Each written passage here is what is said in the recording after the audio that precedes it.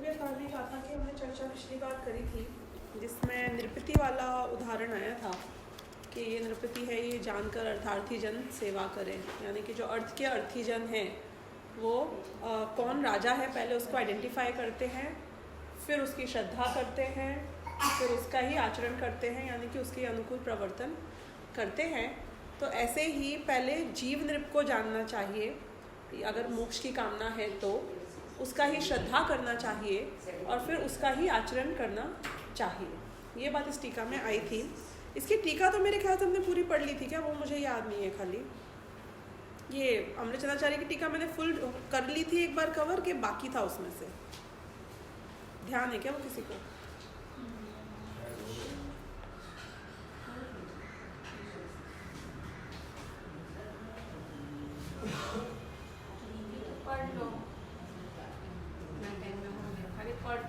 एक बार रीड करूं या कुछ समझ में? Because you explained us Aval, Gopal and all those things. गधे के सींग के समान है, उसके अभाव में श्रद्धान के बिना ज्ञान नहीं होता। ये हो गया है? ठीक है। तो साध्य आत्मा की सिद्धि इसी प्रकार हो सकती है, यानी कि दर्शन ज्ञान और चारित्र से ही। ये बात यहाँ पे इस गाथा में आई थी। और फिर इसके बाद में एक कलश है, उसका अर्थ भी हम क्विकली कर लेते हैं। पेज नंबर है 232। ये नहीं किया होगा ना फिर मैंने पिछली बार? नहीं, ठीक है। यद्यपि जिसने किसी भी प्रकार से तीन पने को अंगीकार किया है, तथापि जो एकत्व से च्युत नहीं हुई हैं, निर्मलता से उदय को प्राप्त है और अनंत चैतन्य है चिन्ह जिसका, ऐसी आत्मज्योति का हम निरंतर अनुभव करते हैं, क्योंकि उसके अनुभव के बिना साध्य की सिद्धि नहीं होती। यानी टीका में ये बात आई थी कि साध्य की सिद्धि की उत्पत्ति किस प्रकार है और साध्य की सिद्धि की अन्यथा अनुपपत्ति है। ये मैंने थोड़ा सा आपको थोड़ा शायद न्याय का भी विषय समझाया था कि ऐसा बोलते हैं न्याय के विषय में कि कोई चीज़ को आपको अचीव करना है तो उसका डेफिनेट साधन ये ही है, यानी साध्य की सिद्धि इस प्रकार से ही होगी और अन्यथा अनुपपत्ति है, यानी कि इसके अलावा किसी और तरीके से नहीं होगी। ये चीज़ इस बात को इंश्योर करता है कि डेफिनेटली इस कारण से या इस साधन से वो साध्य होगा ही होगा। ये बात हमारी पिछले बार भी उसमें आई थी कि आत्मा का दर्शन ज्ञान और चारित्र ये एकमात्र उपाय है मुक्ति की प्राप्ति का। मतलब देयर इज नो दो मार्ग, देयर इज नो ऑल्टरनेट। आप बीमार हो जाओ तो ठीक करने के 6 तरीके हो सकते हैं। क्यों? एलोपैथी हो सकता है, होम्योपैथी हो सकता है, आयुर्वेद हो सकता है, there are alternate therapies, acupressure हो सकता है, एक्यूपंक्चर हो सकता है, ऑल्टरनेटिव्स हैं। इस केस में कोई ऑल्टरनेटिव नहीं है। आप बोलो नहीं मुझे ये सम्यक दर्शन वाला खाली छोड़ दो, ये थोड़ा टिपिकल है मामला। सम्यक दर्शन, सम्यक ज्ञान, सम्यक चारित्र के अलावा कोई और तरीका हो सकता है क्या? कि there is no alternate path. ये बात यहाँ पे इतना पक्का कर रहे हैं कि आपको जानना है और मुक्ति की प्राप्ति करनी है तो यही अपना। अब उसी चीज को कलश में इनने यहाँ पर लिया है कि ये साध्य की सिद्धि कैसे होगी। तो वो बोल रहे हैं कि अभी सारी बातें खत्म करो तुम। ये तीन पना व्यवहार से कहा जाता है कि दर्शन है, ज्ञान है, चारित्र है। सच्ची में तो ऐसा भेद भी नहीं है, क्योंकि ये अनुभव की वस्तु है। इसको सिर्फ एक निर्विकलता से ही तुम्हें ख्याल में आएगा। तो बोल रहे हैं कि यद्यपि जिसने किसी भी प्रकार से तीन पने को अंगीकार किया है कि ठीक है तुम दर्शन ज्ञान चारित्र ऐसा बोलते हो, तथापि जो एकत्व से च्युत नहीं हुई है, एक्चुअली तो वो एक ही चीज है। दर्शन ज्ञान चारित्र बोलो तो वो एक ही कार्य है। निर्मलता से उदय को प्राप्त है। निर्मलता से उदय को प्राप्त है यानी कि उसकी शुद्धि आज तक कॉम्प्रोमाइज नहीं हुई है। हमेशा निर्मल आत्मानुभूति में जो ज्ञान है, चैतन्य है, वो हमेशा निर्मल प्रतिभासित हो रहा है। और अनंत चैतन्य है चिन्ह जिसका, वो आत्मज्योति की बात हो रही है ना यहाँ पे। तो क्या है कि वो आत्मज्योति हमेशा निर्मल है और चैतन्य उसका चिन्ह है, ज्ञान दर्शन। ऐसी आत्मज्योति का हम निरंतर अनुभव करते हैं। बस इसमें सब आ गया, क्योंकि उसके अनुभव के बिना साध्य की सिद्धि नहीं होती, ऐसा आचार्य देव कह रहे हैं। तो ये कलश में हमने ये बात कंफर्म कर दी कि मैं तो बस उस आत्मा का अनुभव करता हूँ। अब इसके बाद हम अगले गाथा में जाते हैं, समयसार गाथा नंबर 19। कम्मेर्णो कम्महि य अहमिति अहकम च कम्मनो कम्मम जायसा खलु बुद्धि अपरिबुद्धो हवदीता। इसको यदि आप एक एक शब्द से भी अर्थ करोगे तो बहुत ही सिंपल है। वो समझाने के पहले एक बार मैं आपको ये बताती हूँ कि इसके पहले इन्होंने प्रश्न किया भूमिका में कि ये आत्मा कब तक अप्रतिबुद्ध रहेगा, यानी कि मैं कब तक ज्ञानी नहीं बन पाऊंगा। तो उसके जवाब में ये गाथा आई है। कब तक मैं एक्चुअली में तो वो था टाइम वाचक। जैसे आप पूछोगे ना मैं कब तक ऐसा अप्रतिबुद्ध रहूंगा, मैं कब तक नहीं मेरे को आत्मा का अनुभव होगा, तो हम क्या बोलेंगे, उसका जवाब क्या होना चाहिए। बच्चा पूछे माँ से मैं कब तक भोला और बुद्धू रहूंगा, हमेशा हर बात पे बोलते रहते हो तू कुछ नहीं समझती है, तू कुछ नहीं समझती है, मैं कब तक ना समझ रहूंगा, तो इसका जवाब क्या दोगे। जब तक समझने की कोशिश नहीं करोगे कि तू 20 साल की होगी, कि 25 साल की होगी, कि 50 साल की होगी, कि जब तक तू ये दुनियादारी नहीं समझती है तब तक तू ना समझ रहेगी।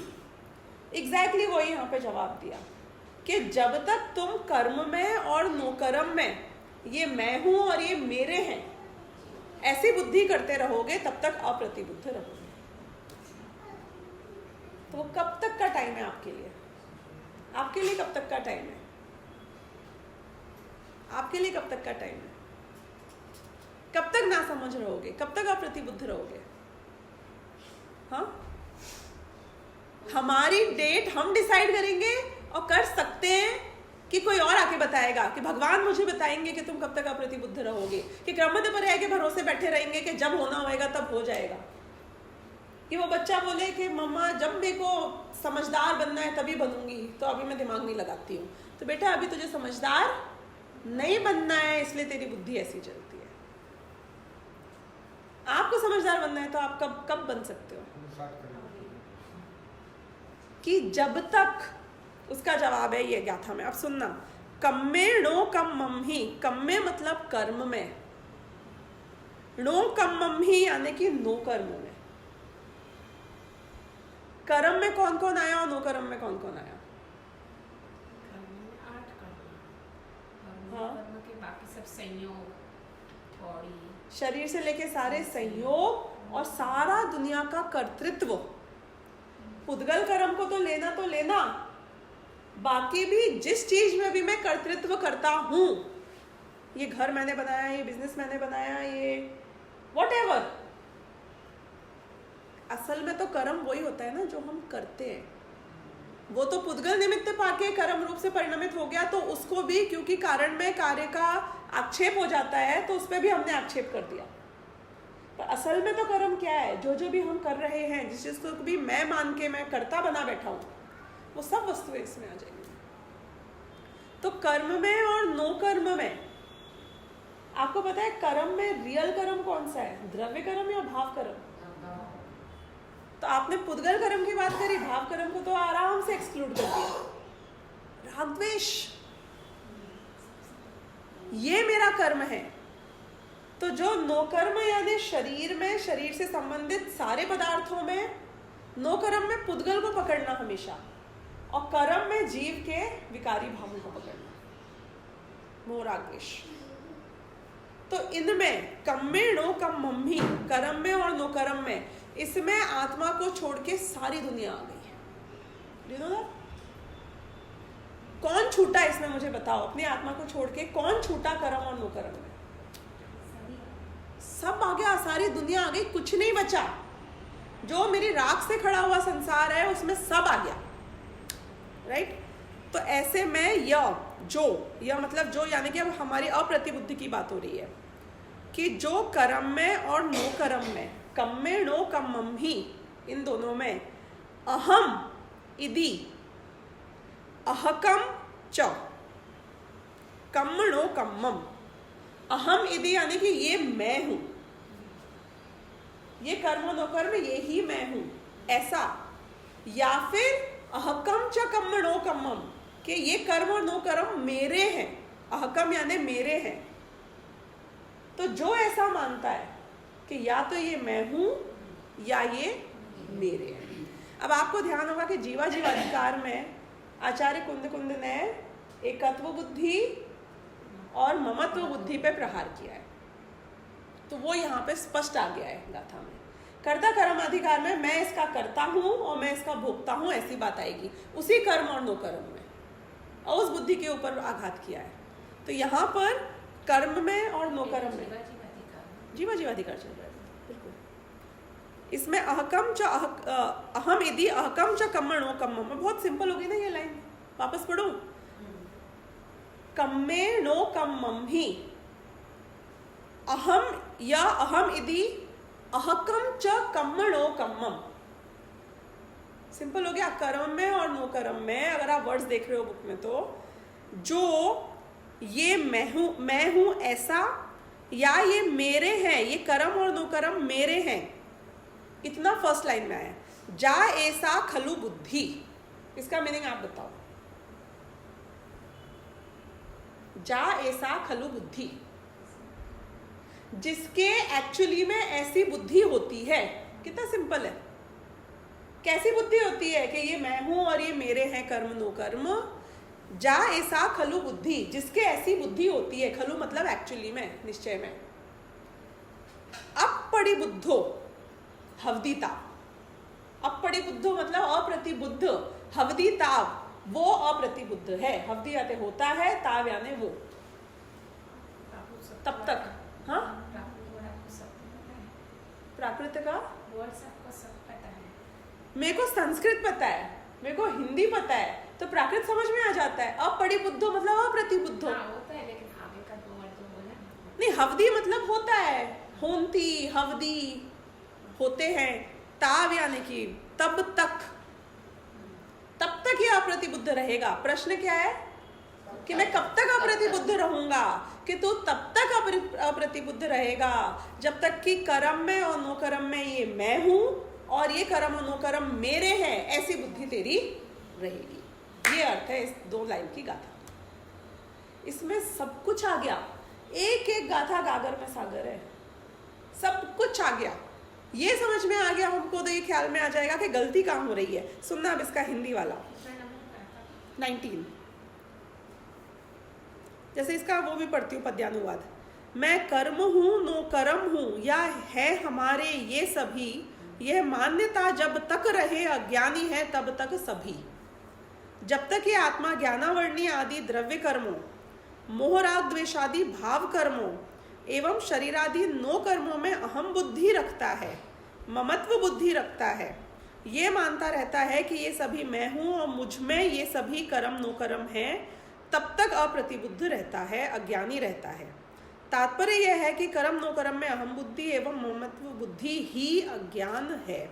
अब मुझे एक बात बताओ आप इसमें, अब इसको बहुत अच्छा ये और भी व्याख्या करेंगे कि जितने जिन चीज़ों में ये करता है वो चेतन भी है और अचेतन भी है, पर उसमें हम बाद में आएंगे।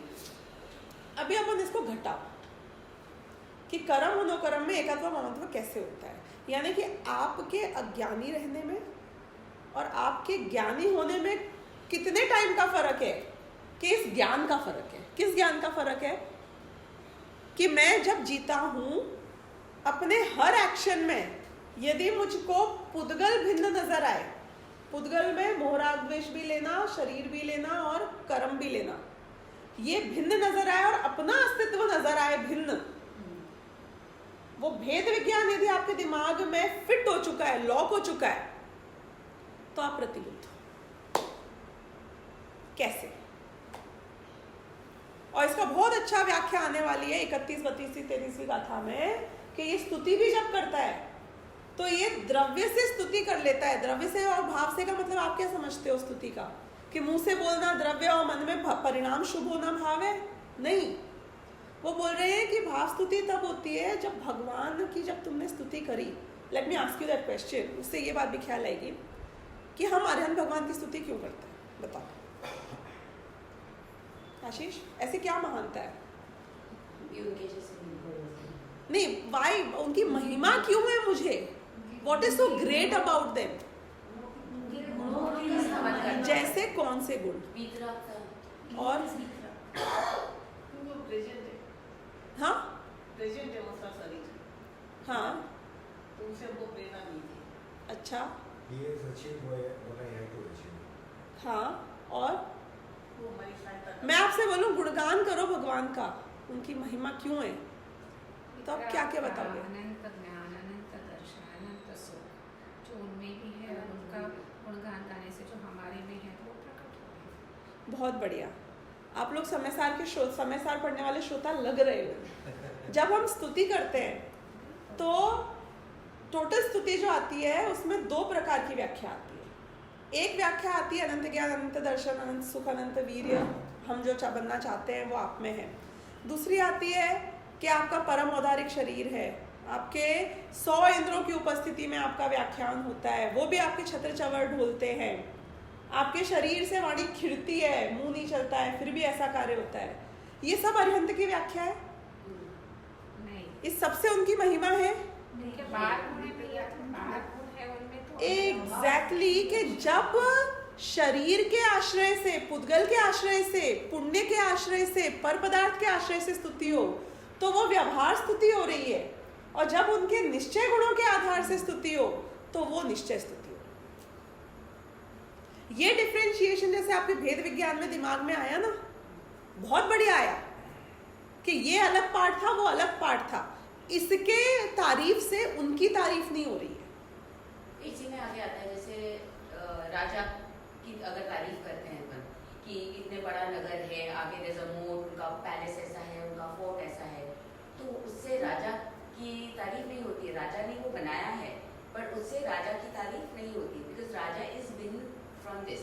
तो द सेम वे अरिहंत की तारीफ हम इन सबसे करते हैं, लेकिन अरिहंत अब इसी एग्जाम्पल को जो आपने दिया बहुत बढ़िया दिया, इसको मैं एक अलग एस्पेक्ट से घटाती हूँ। सुनना, आपकी लड़की की शादी करने के लिए आप उस राजा को कंसिडर कर रहे हो और उस राजा की तारीफ हो रही है कि ऐसा नगर है, ऐसा देश है, ऐसे बड़े बड़े कोटर हैं वगैरह वगैरह वगैरह, तो आप क्या सुनना चाहते हो इसके अलावा? राजा क्या करता है, राजा के गुण क्या द लड़की is more interested in the गुण ऑफ द राजा के बहुत क्रूर है कि शांत स्वभावी है। क्यों? क्योंकि तुमने जो उसका वैभव बताया है कि इतनी सेना है, वो वैभव तो किसी के भी हो सकता है, वो तो बाह्य वैभव है, उससे नहीं पता चलेगा कि लड़की सुखी रहेगी कि दुखी रहेगी, कि वो व्यसनी है, कि वो खाता है कि पीता है। तुमको उसके एक्चुअल गुण चाहिए ना। ऐसे ही हमारे भगवान की महिमा में जब हमें महिमा आती है, अगर हम में से कोई भी किसी को पर पर्सन को बताता है ना कि हमारे अरहंत क्यों महान है, तो हम क्या बात बताते हैं? अरे हमारे अरहंत ऐसे ऐसे खड़े रहते हैं, ऐसे चलते हैं, ऐसे बैठते हैं, ऐसी वाणी होती है। हम कहाँ अनंत ज्ञान दर्शन किसी को बता पाते हैं? क्यों? क्योंकि हमको लगता है कि इनको महिमा उससे थोड़ी आएगी, और हम में से कईयों को भी महिमा उसके कारण नहीं है, बाह्य चीजों के कारण है। तो जिनके ऐसा है, तो अब बहुत इंपॉर्टेंट एस्पेक्ट सुनना है यहाँ पे। जैसे अरहंत में आपने ये भेद विज्ञान किया कि आत्मा के गुण कौन से हैं, शरीर के गुण या पुण्य के गुण या कर्म के गुण कौन से हैं, ऐसे स्वयं की हर क्रिया में भेद विज्ञान हो जाना चाहिए।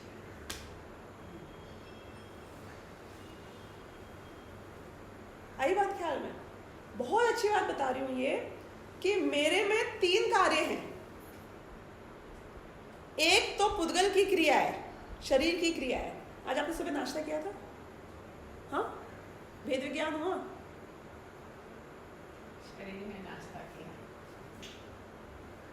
कि एक शरीर की मशीन की क्रिया थी जिसमें नाश्ता हुआ, एक भाव हुआ। अच्छा बना था कि खराब बना था? अच्छा बना था। तो एक उसमें राग भाव हुआ, शुभ या अशुभ प्रवृत्ति हुई, और तीसरा उसमें ज्ञान हुआ कि खाया है, जाना है कि मैंने नाश्ता किया। ये 3 में भेद विज्ञान हुआ क्या हमारे हर क्रिया में, कि शरीर की क्रिया भिन्न थी, ज्ञान राग की क्रिया भिन्न थी, और ज्ञान की क्रिया भिन्न थी। कि इस बार 10 लक्षण पर्व में क्या करने वाले हो आप बताओ? हाँ बहुत ट्रिकी क्वेश्चन पूछ लिया। कौन स्पॉट में आना चाहेगा? हाँ तो यही करूँगी, निश्चय की प्रार्थना करूँ। नहीं, मैं ये सब नहीं पूछ रही हूँ, आप करोगे क्या बताइए, पूछ रही हूँ। धर्म करोगे ना, सब करेंगे, धर्म तो करेंगे हम, धर्म के नाम पे क्या करोगे मुझे बताओ। 2 टाइम सत्संग समय में। ये किसकी क्रिया थी? शरीर वही क्रिया से आत्मा का जो लक्ष्य है वो जानने के लिए वो करना जरूरी है। अगर आप निश्चय से बात करोगे तो आप बोलोगे कि जो होगा उसको जान लेंगे, ये है आपकी क्रिया। और उसमें सत्संग में परिणाम लगाऊंगा, भाव करूंगा, सुनूंगा, ध्यान से उपयोग लगाकर, भाव से पूजा करूंगा, भाव से स्तुति वंदन करूंगा, शुभ परिणाम पूर्वक व्रत उपवास करूंगा। ये सब किसकी क्रिया थी? ये आपकी क्रिया थी क्या? ये सब राग द्वेष आदि पुद्गल परिणाम थे। शरीर की क्रिया तक तो मैं पहुंची नहीं, वो तो मैं हुई नहीं, वो तो मुझ में होते ही नहीं है। पूजा करना सब शरीर की तो क्रिया है। उसमें जो भाव किया वो आपका हुआ विकारी परिणाम, वो भी जो संसार का कारण है। और शरीर से जो क्रिया हुई वो आपकी कहाँ थी? मैं आपकी बात कर रही हूँ। वो तो जो हुआ सो हो गया होगा या नहीं होगा हमें नहीं पता। कि आप जोर से पूजा बोल रहे हो कि मन में बोल रहे हो कि मुंह से बोल रहे हो कि माइक से बोल रहे हो, इमटेरियल, काउंट ही नहीं करते हैं उसको तो आपकी क्रिया में। अब देखो यहाँ पे एकत्व बुद्धि और ममत्व बुद्धि कैसी आई कि बात मेरी हुई और मैंने समझी शरीर की, इसलिए अप्रतिबुद्ध है। आ गया ना चोर पकड़ में। यानी कि हर क्रिया में ये भेद विज्ञान है। लास्ट में आपने कहा बात मेरी हुई और आपने मानी वो जो शरीर ने करी, इसे एकत्व बुद्धि और ममत्व बुद्धि कहते हैं। बात आपने तो खाली जानने की क्रिया की है, बराबर है। और जो क्रिया हुई है उसमें भाव करो कि पूजा द्रव्य से शरीर, वो तो शरीर की क्रिया ही है ना। मेरा क्वेश्चन था आपका, आपने जवाब दिया शरीर का और राग द्वेष आदि भावों का। तो आप, इसका मतलब है कि आपने अगर उससे कनेक्ट करके बात करी तो आपने उसमें एकत्व करके ही बात करी ना, वरना तो आप इररेलेवेंट बातें कर रहे हो। ऐसी बात हुई नहीं आई बात ख्याल में? मैंने खाली जाना, वो जो किया वो उससे मेरा लेना देना कुछ नहीं। ये बता रहा है कि आपकी मान्यता में क्या बैठा हुआ है। मैंने किया, बिल्कुल वो एकत्र हो। बिल्कुल।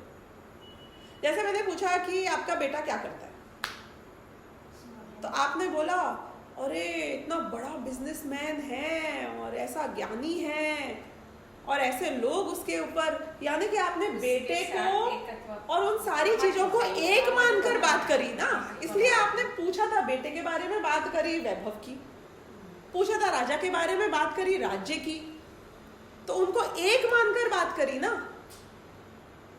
यदि मैं उस राज्य के एक समझो बहुत लोएस्ट मोस्ट कोई नौकर की बात कर रही होती तो आप राज्य का वैभव बताते।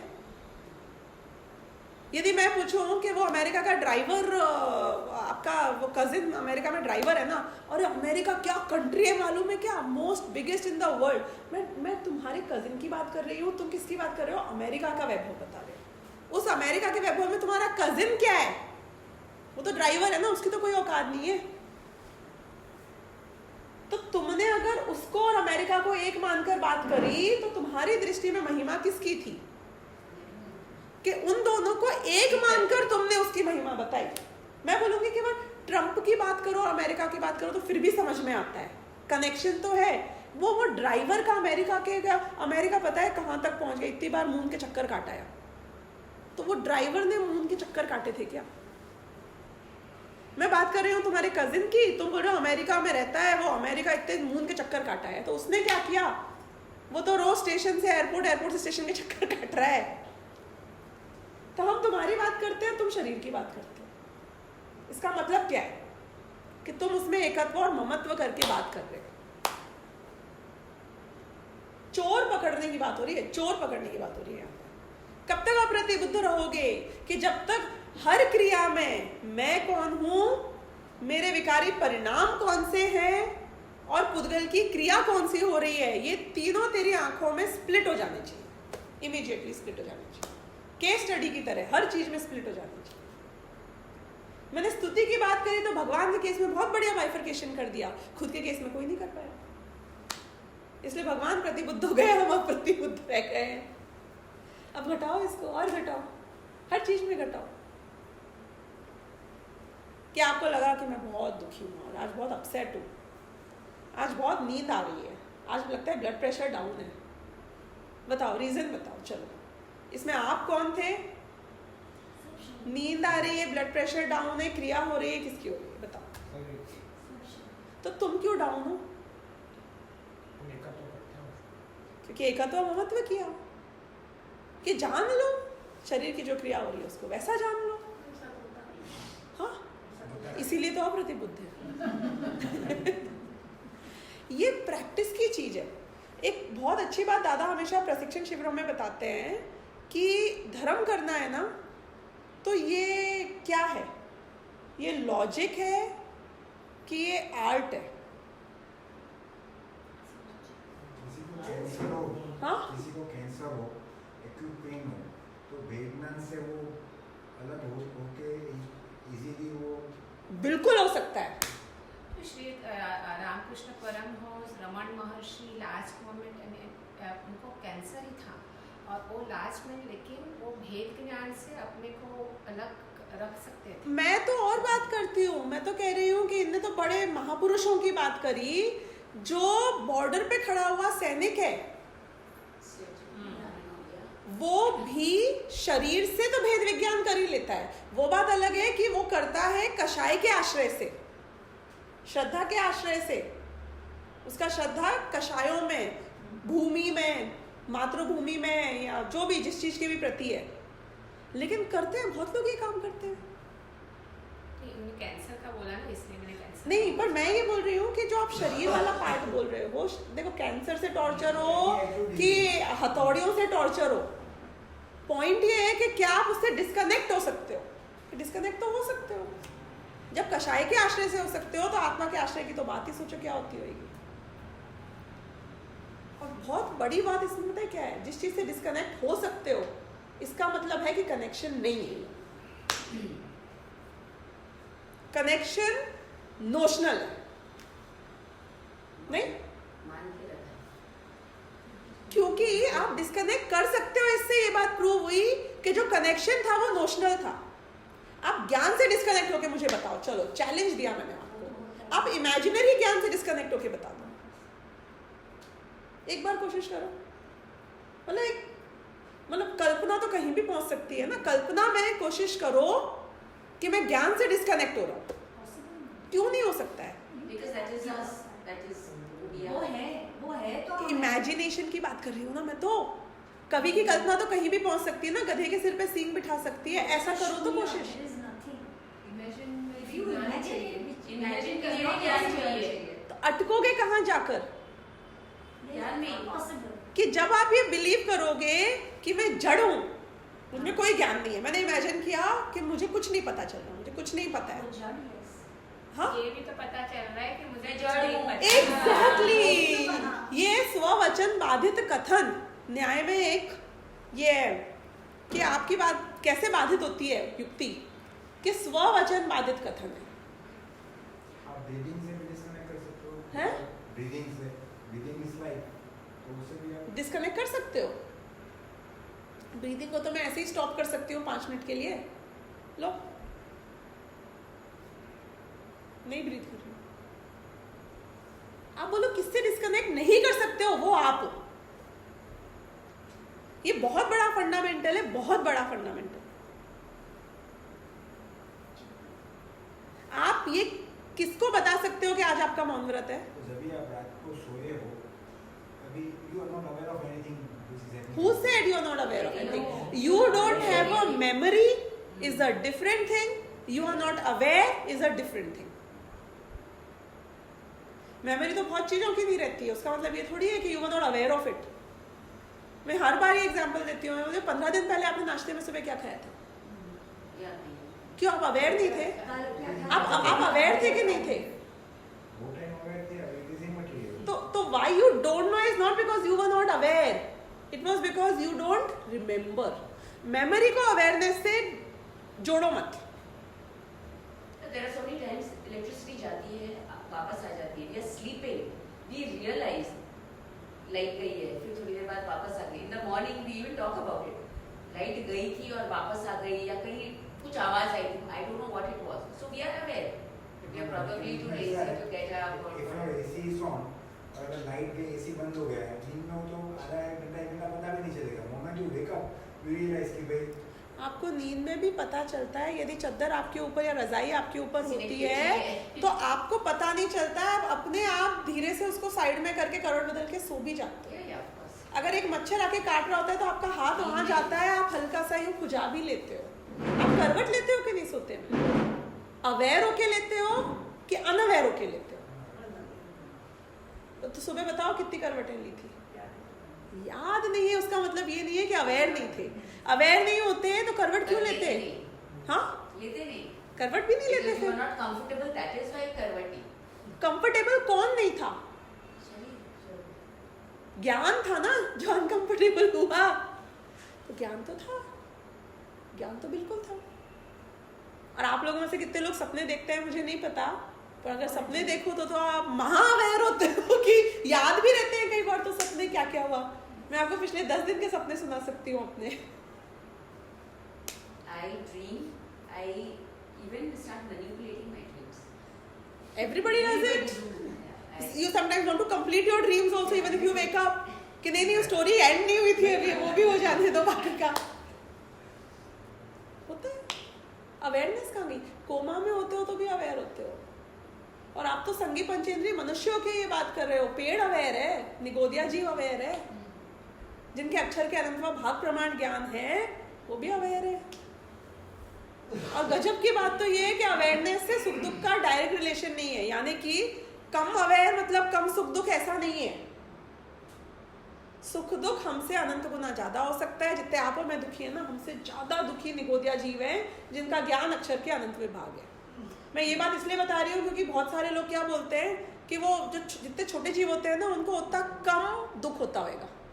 मतलब पता ही नहीं चलता है ना कब मर जाते हैं कब जी लेते हैं, तो उनकी कॉन्शियसनेस भी कम हो जाती है ना, तो उनको मारने में इतना पाप नहीं है क्योंकि उनको इतना दुख नहीं होता है. कि आपको किसने बोल दिया उनको आपसे ज्यादा दुख है? कि दुख कषाय से होता है, दुख ज्ञान से नहीं होता है. ज्ञान से ना सुख होता है, ज्ञान से ना दुख होता है. और मैं कौन हूँ? मैं वो ज्ञानी हूँ जिसके ज्ञान है वो. फिजिकल कषाय में कैसा फिजिकल जब भी आपको होता है तब उसमें कषाय कैसे समझी नहीं. राग बुद्धि ये कषाय नहीं समझी नहीं मैं क्वेश्चन. अभी मेरा किसने आके पैर काटा तो इसमें कषाय में जो राग बुद्धि है वो कषाय. कषाय यानी कि राग और द्वेष, कषाय यानी कि क्रोध मान माया लोभ. हाँ, पर हमारा जो कोई पैर काटा तो द्वेष, आपको द्वेष बुद्धि हुई ना उसमें कि गंदा किया, अनिष्ट किया, बुरा किया. किसी ने किया, ऐसा ही हो गया. कैसे हुआ हो? जो वेदन रहता है पेन का उसी से. उस वेदन में द्वेष बुद्धि है ना आपकी? नहीं, वेदन में किधर. आप चाहते हो उस वेदन को रखना अपने पास? वो सब अलग. पर पहला उस मोमेंट में जो वेदन होता है पेन का वो होता है ना, उसमें किधर कषाय है? वो कषाय का ही वेदन है. जो वेदन है वो कषाय का वेदन है. ज्ञान तो उसको जान रहा है. सबसे पहले तो आपने मोह किया कि ये मेरा एग्जैक्टली इसे ही राग द्वेष में एकत्व बुद्धि और ममत्व बुद्धि कहते हैं. एग्जैक्टली इसको ही राग द्वेष में एकत्व बुद्धि और ममत्व बुद्धि कहते हैं जो आपने कहा. इनका पेड़ वो बराबर है. इनको सैको लगा वो इसलिए क्योंकि इनके पैर में नहीं है तो ये बोल रही है कि वहां तो राग द्वेष बुद्धि है कि उनसे राग है ना, उनको लग गया. मुझे वो वेदन राग तो मुझे उनमें भी है, मुझे भी वो होएगा कि वो इतना लग गया वो हो गया. लेकिन जो वेदन है वो वेदन उनको ही होएगा, वेदन तो मुझे नहीं होएगा. सही बात है आपकी. वो प्रत्यक्ष परोक्ष ज्ञान की बात कर रहे हो आप.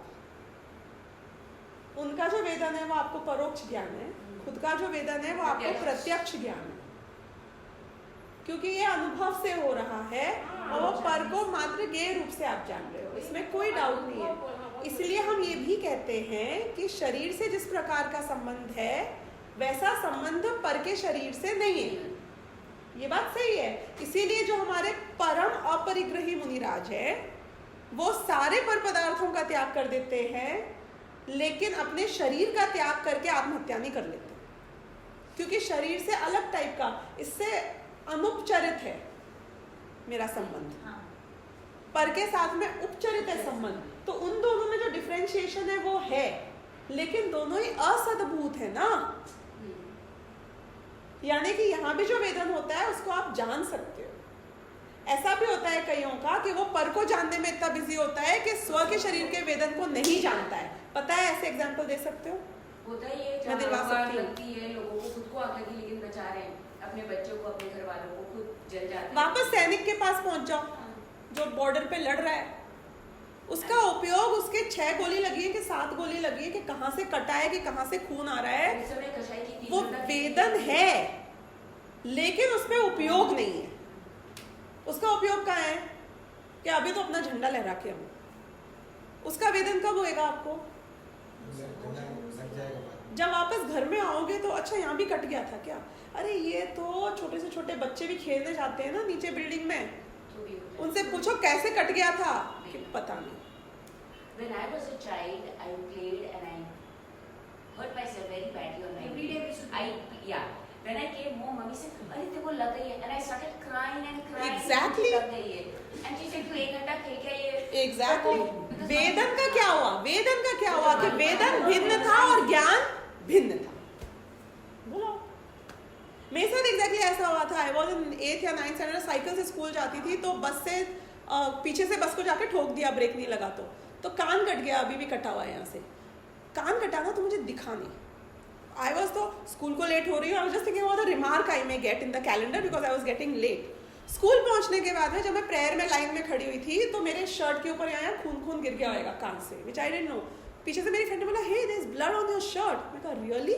तो मैं कहा मैं वॉशरूम में जाके देखती हूँ। And I remember I went in the washroom, I saw my year, I saw my shirt and I started crying. और मुझे बहुत दर्द हुआ उसके बाद। उसके पहले तक वेदन तो था कि कुछ खिंच रहा है, लग रहा है।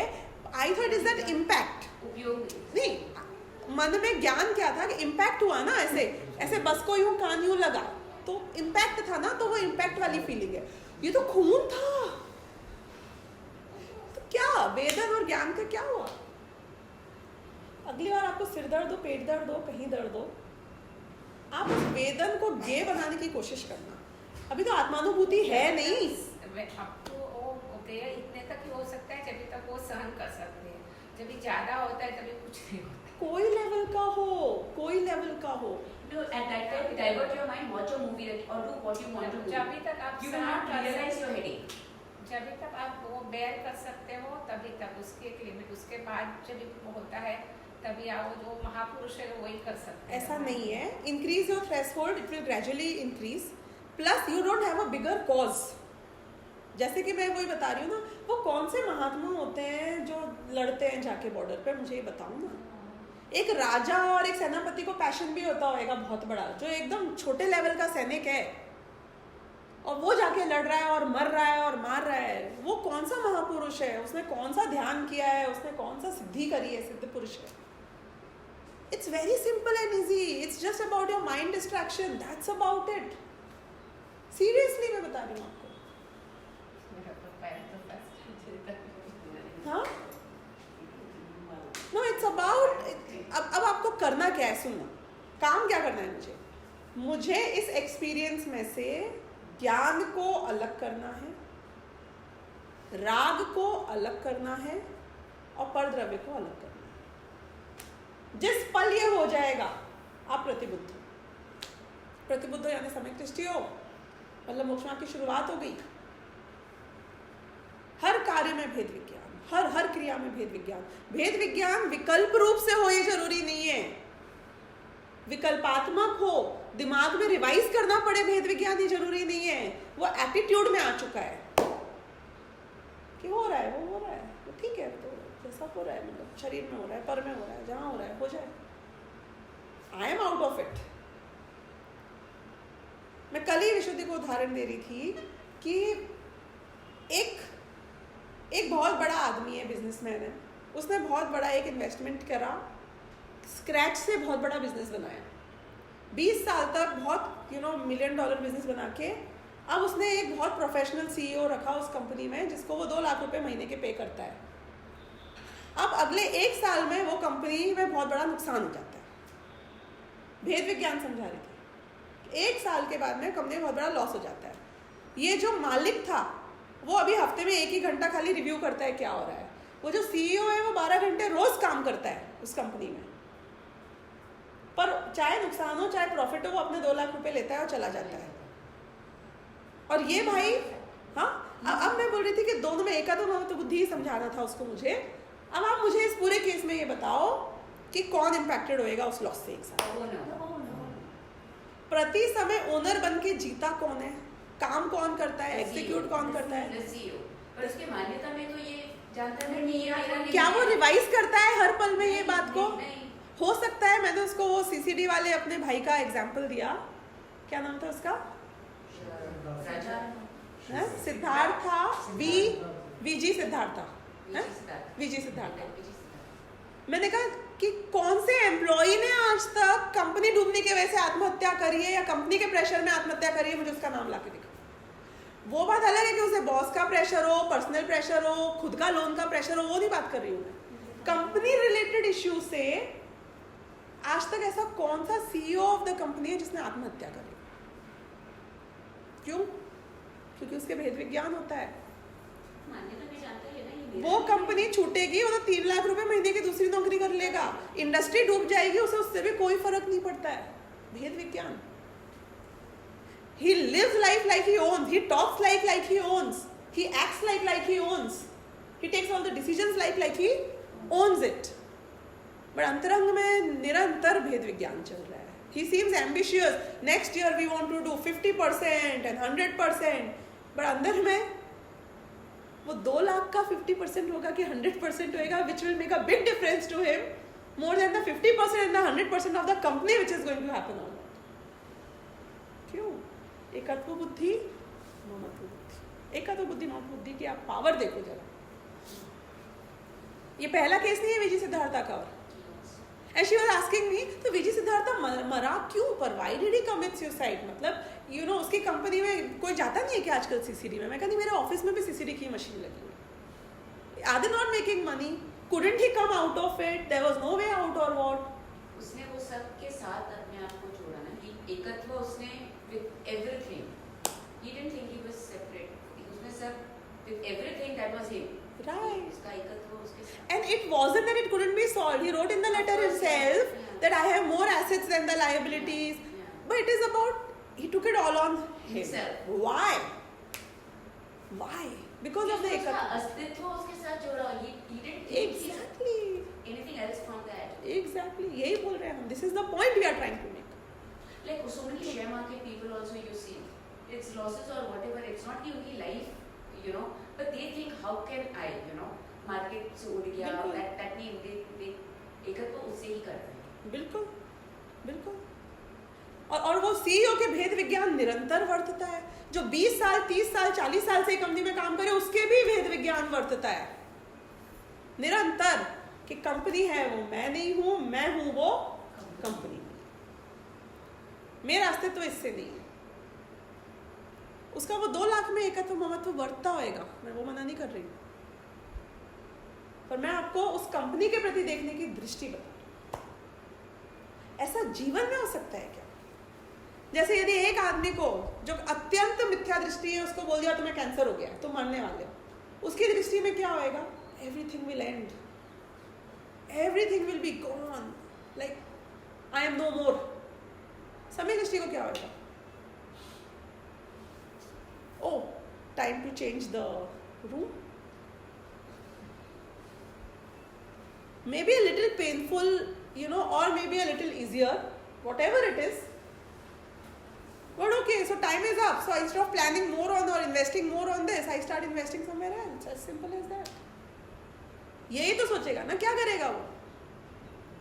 आपको मैंने ये बोल दिया, आपने जो शर्ट पहनी हुई है भले ही नहीं खरीदी होगी, भी फटने वाली है अगले 2 दिन बाद, आप क्या करोगे? क्या करोगे? You love the shirt, it was great, it was very expensive, बहुत शौक से पहनी थी आपने, पर आपको मैंने बता दिया है कि 2 दिन में अभी फटने वाली है, आप क्या करोगे? हाँ, time to change, please prepare yourself अब क्या करूँ मैं, it's okay, whatever it was it was. But we change our attitude when we know the closest person in our family is going to die. एक mentally readiness आ जाती है ना. तो no कर्म भी तो लिया है, नो कर्म भी है, ऐसे कर्म भी है. उस नो कर्म में शरीर भी आता है और शरीर से संबंधित सारे पदार्थ भी आते हैं. बिल्कुल. तो जैसे आप दूसरे पर्सन के प्रति सोच लेते हो कि ठीक है वी आर प्रिपेयर्ड नाउ, शरीर के प्रति भी सोच लो we are prepared now, life will still go on. सुनना, जैसे कोई नहीं हो दुनिया में तो भी life will go on because you will still be there. ऐसे ये शरीर नहीं हो दुनिया में तुम्हारे साथ तो भी लाइफ विल गो ऑन. मतलब समझ रहे हो? Who life, which life, not their life without you, your life without the body and others. Life will go on. For whom? For you. Circumstances will change, people will change, memories will change. I will not remember anything of the last life, but I will be still there. ये इतना स्पष्ट क्यों नहीं आता है दिमाग में, बताओ? क्योंकि श्रद्धा नहीं है ना, दिमाग में बैठी नहीं है ना ये बात, भेद विज्ञान पक्का नहीं है ना.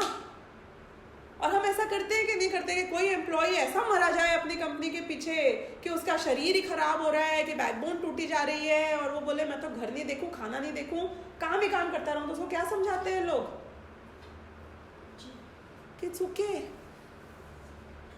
You are not married to your company, it's okay, तुमसे नहीं चल रहा है सब कुछ,